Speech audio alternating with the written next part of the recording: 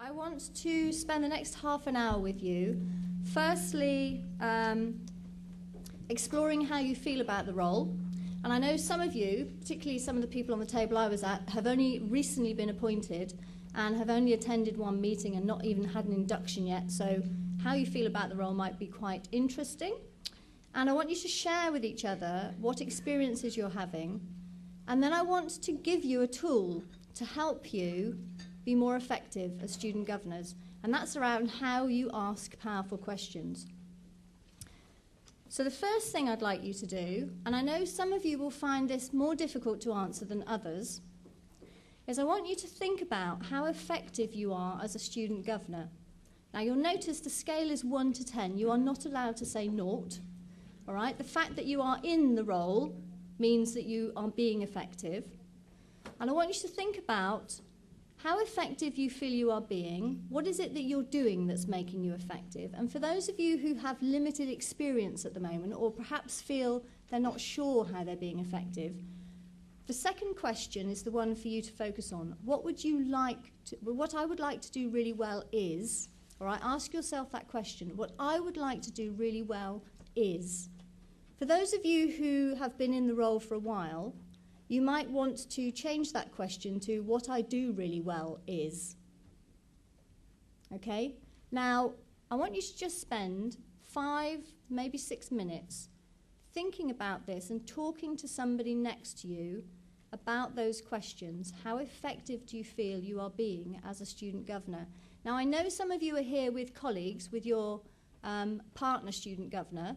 You may feel that it's a good chance for the two of you to talk about it. You may feel you prefer to talk to somebody else about this, in which case choose someone different. And those of you in the room who are not student governors, perhaps you could help facilitate this process with one of the student governors at your table. Okay, so on a scale of 1 to 10, it doesn't matter where you put yourself on the scale. It's purely your judgment, but it's a way of helping you think about how effective you're being as a student governor. And then what I would really like to do well at is. Okay? And then we'll go on to a second question. So off you go. Okay. Can I just pause you there for a moment? I know some of you have found that quite a difficult question to answer, but hopefully you have been able to think about what it is you'd like to do really well. And the next question is to identify one thing that would make a difference to you and move you up a point on that scale. What one thing would make a difference to your role and move you up to make you, if you said you were a 6, what would make you a 7 in terms of how effective you were being? And this is an action point that I want you to think about that you could take away and actually do something about. So what one thing would make a difference to you? Another few minutes just to think about that and talk about it, obviously. Hopefully some of you have identified some things that you could go back and either ask for, because it's not necessarily that you need to do something that will take you up. It might be that you need some support from someone else. But what I'd like to do now is I'd like to share with you some of the feedback that we've had from student governors through a program we do called the Learning Board. And this may feel very familiar to some of you. The Learning Board is a process where we enable each individual governor on a governing body to have the opportunity to talk about their role, how their role is, how well they feel they do it, as part of a confidential interview. And what we tend to get are very polarised views from student governors. And in fact, I have to say, we get very similar feedback from staff governors as well. And experiences range from some student governors feel that they are very able to hook in straight away to the strategy of the college and contribute at a strategic level.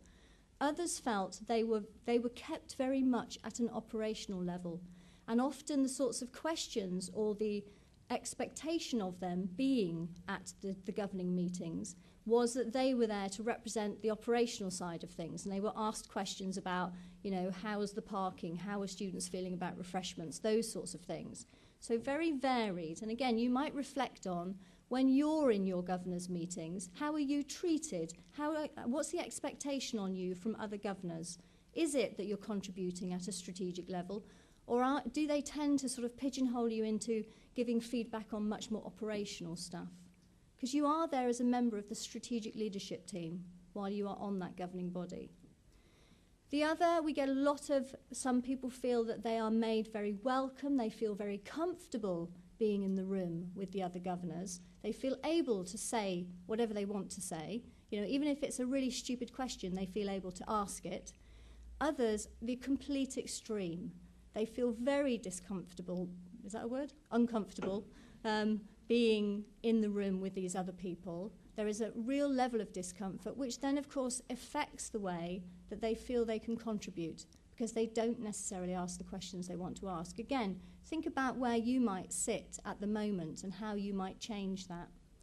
And then, again, there's a continuum of feeling very empowered and very disempowered. And again, that can be partly how you are when you're in that meeting and how you feel, how you perform, and what status you feel you bring to that meeting, but also how you are treated by other governors. Just as a quick show of hands, how many of you have a buddy, a governor buddy, or a mentor to support you? That's great. Well, you know, that's really encouraging. I'm sure they make a huge difference to you. How many of you have pre-meetings with somebody, either with your buddy or with the principal or anybody, to help you go through the papers? I mean, I would say, and this is my personal view, that's a right that you have and that you should ask for that. That, you know, you need to be helped to understand what's going on in the governing body, not to just expect to turn up and be able to contribute at a strategic level.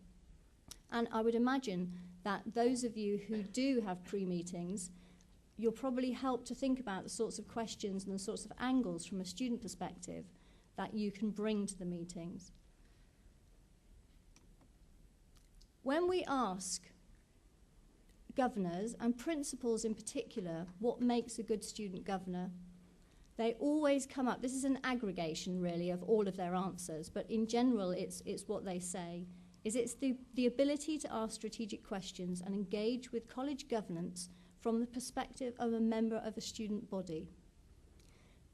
And I think the important words in there is to ask strategic questions and engage with college governance. Yes, from a member of a student body, because that's who you're there being.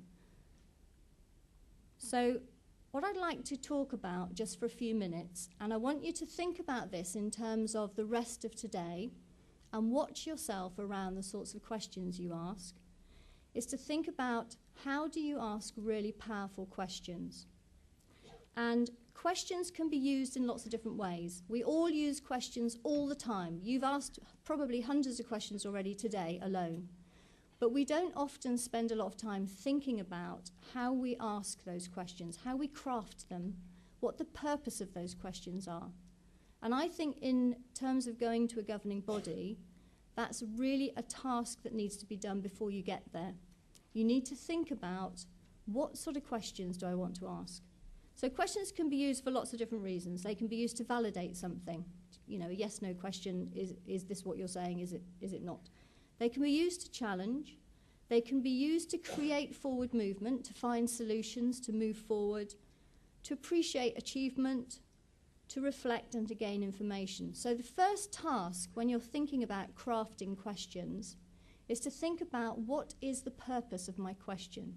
What am I trying to get out of this question?